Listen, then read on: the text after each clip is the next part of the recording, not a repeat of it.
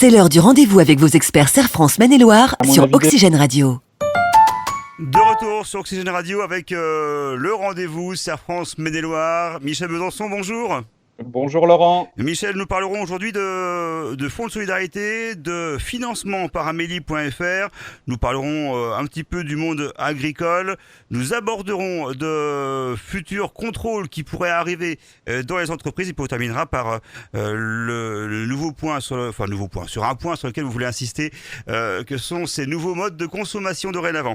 Allez, on commence par les bonnes nouvelles, Michel, avec de nouvelles aides, notamment justement avec Amélie.fr. Oui, une nouvelle aide à disposition pour les entrepreneurs qui ont investi dans des dispositifs d'équipement permettant la distanciation, la sécurité de leurs clients. Je pense à un bon nombre d'équipements qui sont aujourd'hui mis en place dans les entreprises. Tous les investissements du 14 mars au 31 juillet qui dépasseront 500 € pour un entrepreneur seul ou 1 000 € pour un entrepreneur avec des salariés seront financés à hauteur de 50%. J'invite tous les entrepreneurs à se rendre sur le site de Amélie.fr pour réaliser les démarches. Ça sera plafonné à hauteur de 5 000 € de subvention d'équipement. Donc, c'est une vraie bonne nouvelle pour bon nombre d'entreprises qui, évidemment, ont dû investir pour pouvoir s'équiper compte tenu de la crise sanitaire. Donc, c'est disponible normalement à partir du 18 mai. Donc, foncez, j'ai envie de dire, sur ce dispositif-là. Il y a eu des investissements à couvrir. Eh bien, ils vont être en partie couverts par cette subvention. Voilà, avec une offre limitée dans le temps qui se terminera le 31 juillet. Qui se finira le 31 juillet. Et il y a une question qui est dans le questionnaire, semble-t-il, qui est la mise à jour de son DURP. A-t-il été fait ? Je reviens dessus. C'est aussi une obligation. Donc, faites-le. Allez, on poursuit avec le fameux fonds de solidarité qui se poursuit. Le fonds de solidarité qui se poursuit, ce fonds de solidarité de la valeur de 1 500 €, je ne rappelle pas les critères, mais on commence à bien les connaître. Eh bien, ce dispositif-là, pour le mois de mai, est reconduit. Il est reconduit, il faudra faire les démarches on aura le droit jusqu'au 30 juin. Il se peut que vous soyez dans une reprise d'activité et que vous ne pensiez pas automatiquement à faire ces demandes-là. Pensez-y, parce qu'au-delà du 30 juin, ce ne sera plus possible de faire cette demande-là. Le tourisme, l'événementiel, la restauration, un fameux plan Marshall, qu'est-ce que c'est ? Qu'est-ce qu'on fait ? Alors, qu'est-ce qu'on sait ? On sait que c'est massif, c'est lourd. Il y avait une vraie volonté de développer l'activité touristique au niveau gouvernemental. Ça avait porté ses fruits. C'est un peu coupé du fait du Covid. Donc, ils ont mis les moyens. Le PGE, le prêt garanti, pour les activités de ce type-là, on ne va pas le recentrer sur 25% de chiffre d'affaires, mais sur les 3 meilleurs mois. Ce qui veut dire que quand on est en saisonnalité, qu'on travaille sur des effets de pic, le financement sera pris en considération. Autre point super intéressant, c'est que les annuités vont pouvoir être décalées non pas de 6 mois comme toutes les entreprises, mais de 12 mois. Pourquoi ? Parce qu'on va sûrement louper une année quasi entière. Et donc, il faut ne pas être, pieds et poings liés avec ces annuités. Donc, dans 6 mois, comment je vais faire ? Non, on va pouvoir reporter de 12 mois les annuités. Très, très bonne nouvelle. Les cotisations de mars à juin, cotisations sociales patronales, vont être exonérées. On parlait de report historiquement. Là, elles sont bien exonérées. On a bien les dates qui sont concernées. Donc là aussi, bonne nouvelle. Et puis, ils ont ajouté un élément supplémentaire dont on n'avait pas l'information, qui était 20% de la valeur des salaires qui ont été versés pendant cette période, donnera droit à un crédit de cotisation. Donc, ça sera un vrai plus financier pour ces entreprises autour du tourisme. L'activité partielle sera, contrairement aux autres activités, à partir du 1er juin où le taux va se réduire, l'activité partielle sera possible dans les mêmes conditions pour favoriser la relance progressive en fonction de la demande des consommateurs. On aura la possibilité de l'allègement de la taxe de séjour et de la CFE si votre collectivité décide de le faire. Donc l'État ne peut pas intervenir sur ces activités-là. Ce sont les collectivités qui le décideront en conseil municipal ou autre. Et si elle décide ça, vous pourrez avoir une exonération, par exemple, de 2/3 de la valeur de la CFE. Donc, c'est une taxe qui intervient tous les ans et elle pourrait être dégrévée de 2/3. Donc, ça va dépendre de là où vous vous trouvez et de votre collectivité. Et donc, l'État, elle, compensera à hauteur de 50% ce financement. Donc, pour faire simple, la collectivité en prendra 50%, l'État en prendra 50%, mais c'est bien votre collectivité qui décidera de le faire ou de ne pas le faire. Et puis, dans les éléments de relance par la demande, il a été précisé, effectivement, j'en avais évoqué quelques mots, c'est les tickets restaurants. Donc, pour favoriser dès le 2 juin, j'espère, on va avoir les dates d'ouverture prochainement, mais des restaurants, dès le 2 juin, de pouvoir aller à son restaurant préféré la semaine et le week-end et payer avec des tickets restaurants.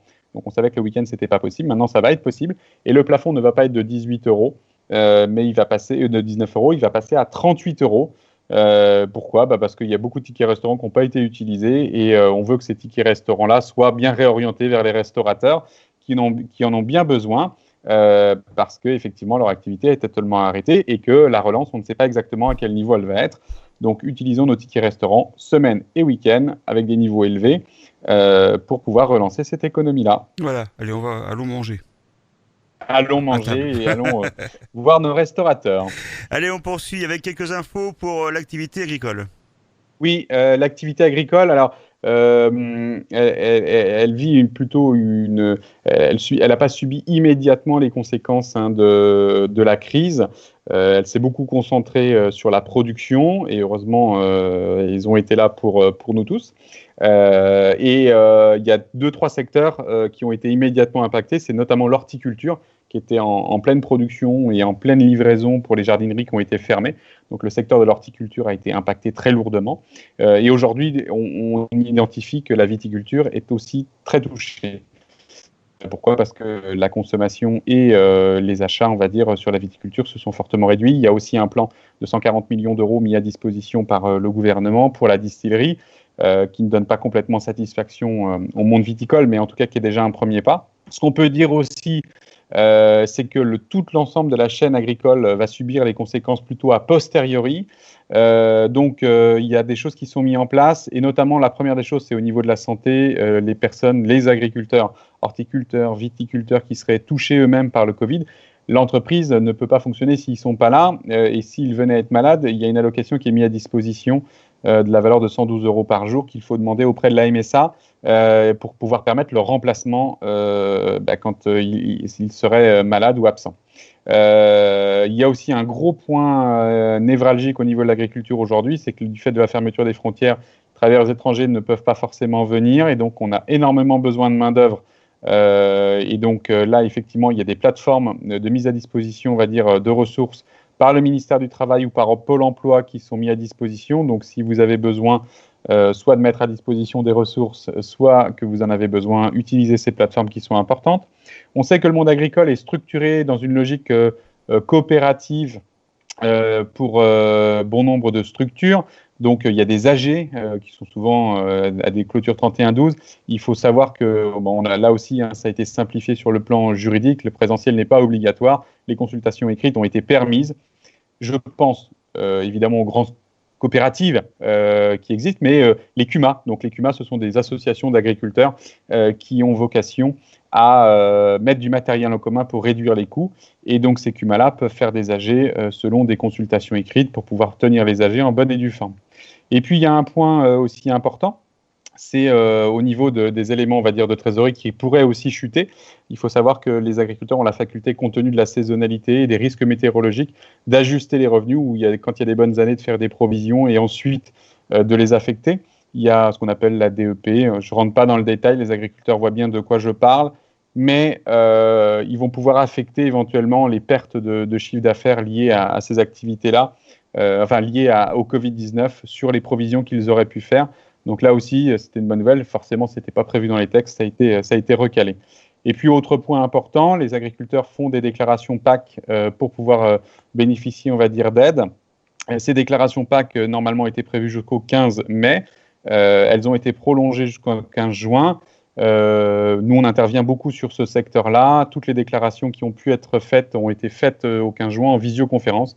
Donc, 90 à 95% des déclarations PAC ont été faites quand même pour le 15 mai, mais sachez que si vous êtes en autonomie sur ce sujet et que vous n'aviez pas encore réalisé ces demandes-là, eh bien, vous avez jusqu'au 15 juin sur le volet végétal. Voilà. Voilà ce que je pouvais vous dire sur ce focus un petit peu particulier agricole qui est important et qui risque de subir plutôt les crises un petit peu a posteriori. Donc, il ne faudra évidemment pas oublier les dispositifs pour ce secteur-là aussi primordial. Allez, on a parlé de dispositifs, parlons maintenant de contrôle, parce que c'est logique, c'est la suite logique. Voilà, je vous l'ai dit, l'administration a ouvert les vannes.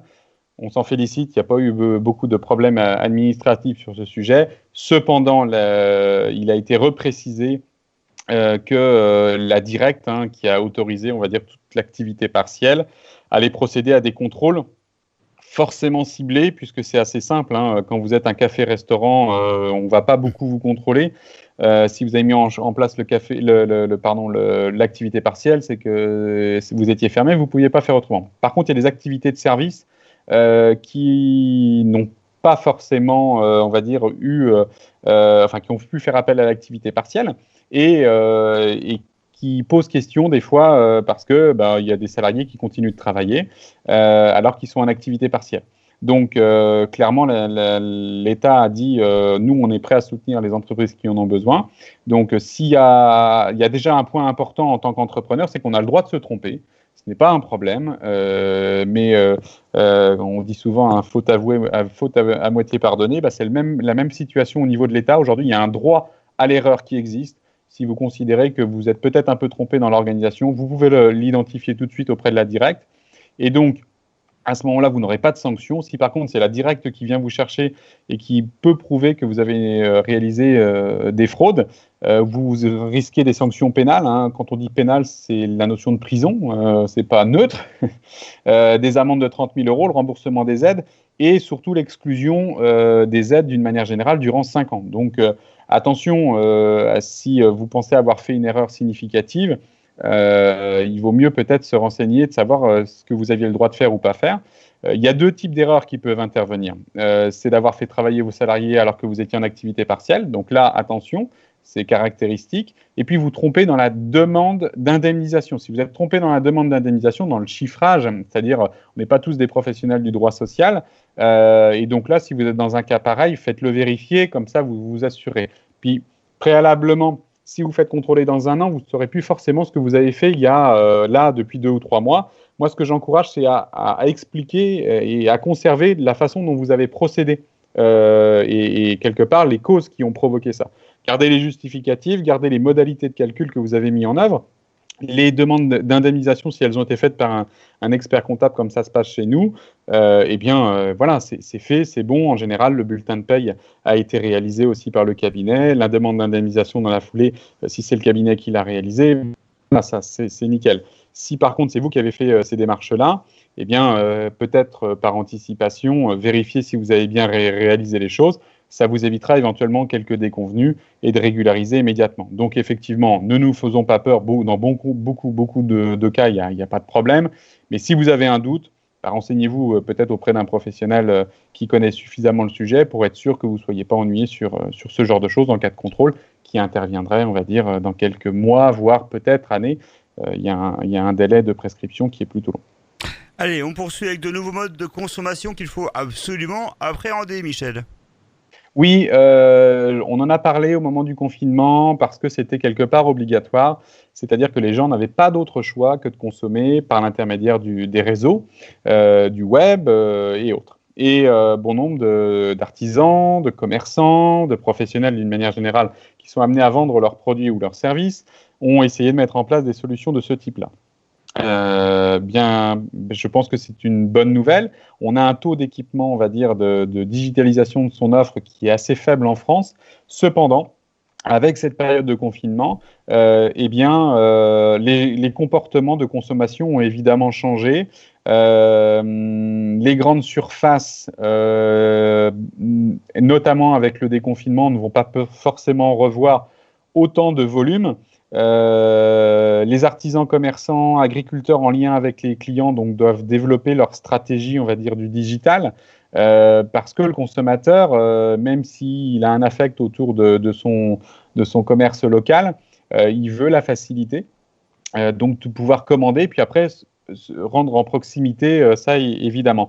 Donc je réédite, les comportements des consommateurs vont changer ou ont déjà changé et il faut savoir les accompagner. Donc si vous êtes en reprise d'activité, pensez à votre stratégie digitale de présentation de votre offre, de mise en valeur de vos produits, de vos valeurs. C'est à mon avis déterminant parce que ça vous permettra d'assurer la continuité ou la poursuite.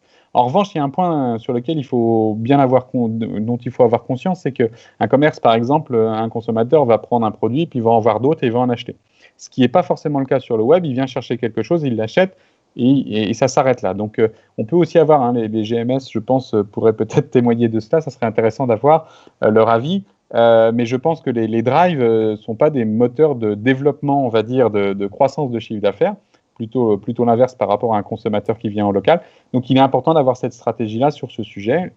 À tous les commerçants artisans de se poser, de prendre le temps, on va dire, de réfléchir au fait que le consommateur va évidemment avoir changé ses comportements et qu'il faudra accompagner ces évolutions de comportement en tant que vendeur.